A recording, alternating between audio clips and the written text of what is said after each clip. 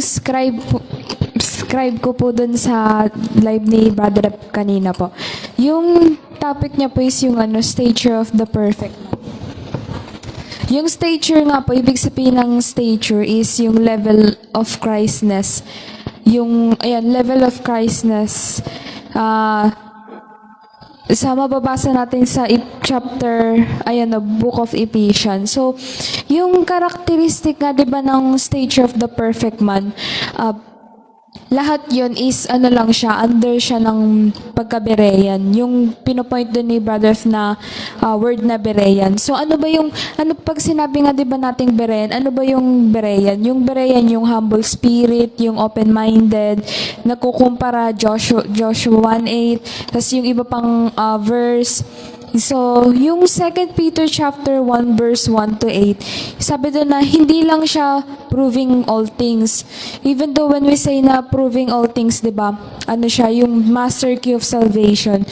Yung proving all things, there's a certain characteristic na kailangan mag-go farther ka pa dun sa truth na sinasabi nga, 'di ba? So, yung Berean, hindi lang siya yung knowing the truth, yung magkaroon ka pa ng knowledge kasi nga open-minded ka. So, kailangan meron kang right spirit. Kapag wala kang right spirit, hindi mo nga ma-achieve yun. Yung tinatawag natin, yung sa last message ni Brother F na the fruit of the spirit. So, kailangan maintindihan nga natin yun. So, yung knowledge, sabi dun nga, di ba ni Brother Branham, sabi nung quote dun na knowledge is just one of them. So, dun i-breakdown yung stature of the perfect man, yung pyramid. Yung una nga po dun, yung faith. Ang tanong nga po dito, ano po ba yung what kind of faith? Kasi nga 'di ba, because of any kind of faith na nandito sa mundo, meron yung tao. Hindi siya doesn't necessarily bring you to the truth. Sabi doon, ano ba yung believe sa Hebrews chapter 12? Ano ba yung dapat sinasabi doon na believe? Yun yung tinatawag natin na revelated faith. Tapos sabi po dito mababasa natin sa Hebrews chapter 11 verse 1. And pag-jump ka naman po sa Romans chapter 10 verse 17, sabi din na, so then faith cometh by hearing, and hearing by the word of God. So, yung response of having a faith is pagiging Berean siya. So, pag tumalon ka sa verse 13, ay sa another book, verse 13, sabi doon, for everyone that useth milk is unskillful in the word of righteousness, for he is a babe, or yung tawag doon, baby.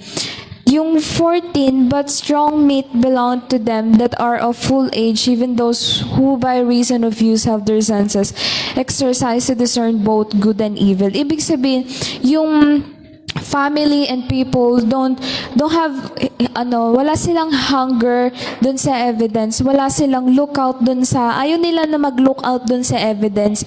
Kumbaga, merong katamaran, merong ganon, kapaitan na whenever na kailangan nilang mag-seek through dun sa evidence, ina-avoid nila yon. Kasi nga bakit?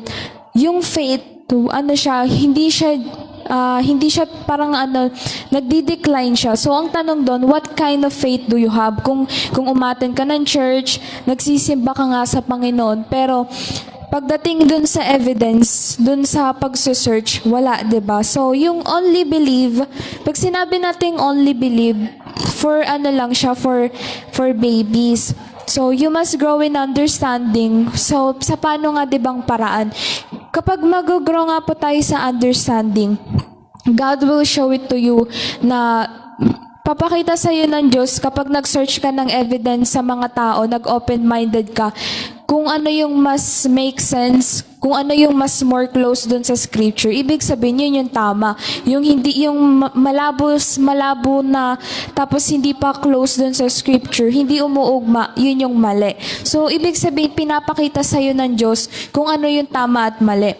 Ginaguide ka. So, yung major truth, yung kailangan nating intindihin, yung major truth, or yung important truth is meron tayong ample na sufficient evidence to prove to prove and disprove what is the acceptable perfect will of God. So, ibig sabihin nga, di ba, na as baby na narinig mo yung mensahe, tapos naniwala ka, ang tingin ng iba, lalo na sa denomination, di ba, yun na ba yun? Is it all over? Hindi, di ba? Kailangan continue ka sa faith mo, and then you must grow. You have to have virtue and knowledge. Doon nga papasok yung virtue and knowledge. So yung pangalawa, doon is yung virtue, behavior that shows high moral standards or a specific admirable character. Yung kay Brother Branham po is yung strength and power. So, yung doing right and then avoiding wrong. Yung virtue on godly standard, ibig sabihin, ito yung stairway to heaven. Hindi dun pababa. So hindi to yung not being bansot, hindi yung not being a baby, not being lazy. So ibig sabihin yung virtue pataas siya. And how will you lead to knowledge when your virtue is wrong? So kailangan tama yung virtue mo. Yung pangatlo naman po is yung knowledge. Pag sinabing knowledge, mas kailangan kapag yung knowledge na meron ka, hindi siya head knowledge. So, instead, revelatory knowledge siya dapat. Na yung growing, hindi lang dapat yon. Sabi doon na yung attitude dapat nag-grow, meron kang tamang characteristic. At yung, kumbaga, yung sabi nga po doon, yung pyramid. So, yung number 4 naman, temperance. Can you have knowledge, or is it impossible to have a knowledge without temperance, or may short temperance? Meron, pwede nga diba, possible siya. Pero yung mga tao nga diba na yun is Nicolaitan sila mostly.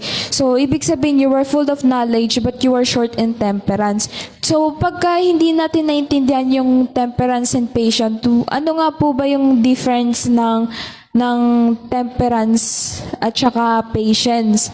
So, yung temperance, yun yung self-control, tapos yung disposition and then countenance, tapos yung, di ba, pag ikaw yung mas madaling ma-upset, so you're holding your obsession, and then yung patience naman, ito po yung perseverance, tapos staying longer, and you're bearing it, and then nakikinig ka, and then sabi po doon na you are giving a chance to a doubt. Ibig sabihin, alam mong pinagdududahan mo yung tao, pero binibigyan mo pa din ng chance na mag-explain siya. So meron kang enduring kapag minamak ka. Sabi doon sa 1 Corinthians chapter 13, bear each other. So isa din yung sabi doon, di ba, pag nagpipreach yung pastor, kailangan natin mag-take note. Kasi bakit nga kailangan natin mag-take note? Yung pagti-take note, isa yung pagiging berean. Ibig sabihin, nagiging overcomer ka. Ayun. So, si Jesus Christ nga, nagkaroon ng temperance and patience when He was fasting, tapos yung devil nga, di ba, tinutukso siya na gawin yung stones to bread. Kasi nga, pero ang ginawa ni Kristo, nagkaroon siya ng temperance and patience na pumasa siya doon, pinili niya pa din yung perfect will of God na mag-fasting siya. So, si Noah din, di ba, for example, 100 of years, nag-preach siya, tapos minak siya, nagkaroon siya ng patience. Tapos yung pag-continue niya, ayun yung tinatawag natin temperance. Yung number 5 naman po, yung godliness. Yung madami siyang mga iba-ibang meaning. Sabi doon yung holiness, di ba part ng sanctification yun. So yung holiness, pag sinabing holiness, separated ka, or yung sa another term, set apart. Yung godliness naman, iba siya doon sa holiness. Pero similar sila. Sabi doon na alike God. Ibig sabihin, close to being theophany. Different to the world. When you have a mind of Christ, later on, pag nag-progress ka pa, magkakaroon ka ng mind of God. If you have the mind of God, ibig sabihin, meron kang godliness. So, doon naman po sa number 6, yung brotherly kindness. Ito yung inviting and sharing, tas nag-open up sa isa't isa. Sabi dun sa 1 Peter chapter 3:15, Nicolaitan, tiniteach nila yung congregation nila na umavoid dun sa mga ministers, dun sa ibang turo. So, ibig sabihin, Hindi yun brotherly kindness kasi nga hindi yun yung mind of Christ. If you progress, can you show kindness? And meron ka bang brotherly kindness? So, bakit hindi mo masabi kung ano yung mali nung iba? So, yung brothers keepers, hindi lang siya friends, family, kundi ang ang hine-help out mo is yung fatherless. Yung spiritual scale, sabi doon, nako-concern po ba tayo doon sa spiritual ng iba?